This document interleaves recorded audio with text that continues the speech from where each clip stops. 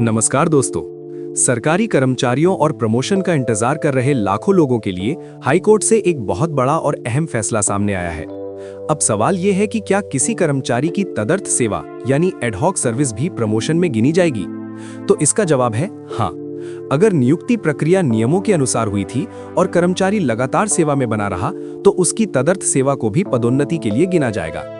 Allahabad high court की लखनऊ पीठ ने अपने हालिया फैसले में साफ कहा है कि अगर किसी कर्मचारी की शुरुआती नियुक्ति विधि सम्मत थी, भले ही वो तदर्थ आधार पर हुई हो और बाद में उसकी सेवा नियमित कर दी गई हो, तो प्रमोशन के समय उसकी पुरानी सेवा को नजरअंदाज नहीं किया जा सकता। कोर्ट ने यह भी माना कि ऐसे कर्मचारी को उस तारीख से पदोन्नति का हक मिल सकता है जिस तारीख से उसके जूनियर को प्रमोशन दिया गया था। अब जरा समझते हैं कि पूरा मामला क्या था। रिपोर्ट्स के मुताबिक ये विवाद उन कर्मचारियों से जुड़ा था जिन्हें पहले तदर्थ आधार पर नियुक्त किया गया था और बाद में नियमित किया गया, लेकिन जब प्रमोशन की बारी आई तो उनकी शुरुआती सेवा अवधि को नहीं जोड़ा गया। नतीजा ये हुआ कि उनसे जूनियर कर्मचारी आगे निकल गए। इसी को चुनौती दी गई और अदालत ने कर्मचारियों के पक्ष में महत्वपूर्ण टिप्पणी करते हुए राज्य सरकार की अपीलें खारिज कर दी। हाई कोर्ट ने अपने फैसले में ये संकेत दिया कि अगर प्रारंभिक नियुक्ति इल्लीगल नहीं थी बल्कि अधिकतम इर्रेगुलर मानी जा सकती थी और कर्मचारी लगातार सेवा करता रहा तो ऐसी सेवा को पूरी तरह नकारना न्याय संगत नहीं होगा। यानी सिर्फ इसलिए कि शुरुआत तदर्थ आधार पर हुई थी, कर्मचारी के प्रमोशन अधिकार खत्म नहीं हो जाते। अब इस फैसले का असर क्या हो सकता है? इसका असर केवल एक या दो कर्मचारियों तक सीमित नहीं है। ये फैसला उन हजारों सरकारी कर्मचारियों के लिए राहत की खबर बन सकता है जो सालों तक एडहॉक, टेम्परेरी या स्टॉप गैप व्यवस्था में काम करते रहे और बाद में रेगुलर हुए।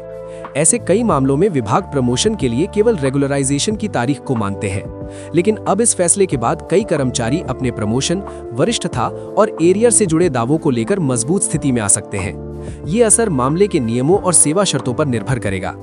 हालांकि यहाँ एक बहुत जरूरी बात समझनी होगी। कोर्ट ने हर एडहॉक सर्विस को अपने आप प्रमोशन के लिए मान्य नहीं कहा है।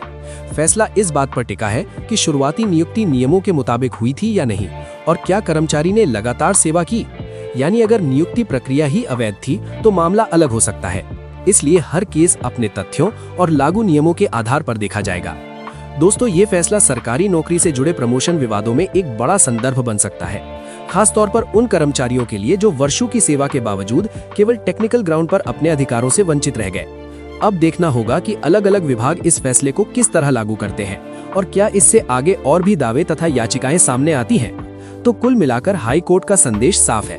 अगर नियुक्ति नियमों के तहत हुई, सेवा लगातार रही और बाद में रेगुलराइजेशन हुआ तो तदर्थ सेवा को प्रमोशन से बाहर नहीं किया जा सकता।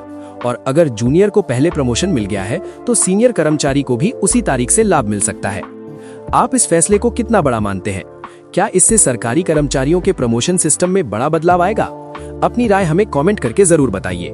वीडियो पसंद आया हो तो इसे लाइक करें, शेयर करें और ऐसे ही सरकारी कर्मचारियों, पेंशन, प्रमोशन, वेतन आयोग और कोर्ट के बड़े फैसलों से जुड़ी अपडेट्स के लिए चैनल को सब्सक्राइब करना बिल्कुल न भूलें।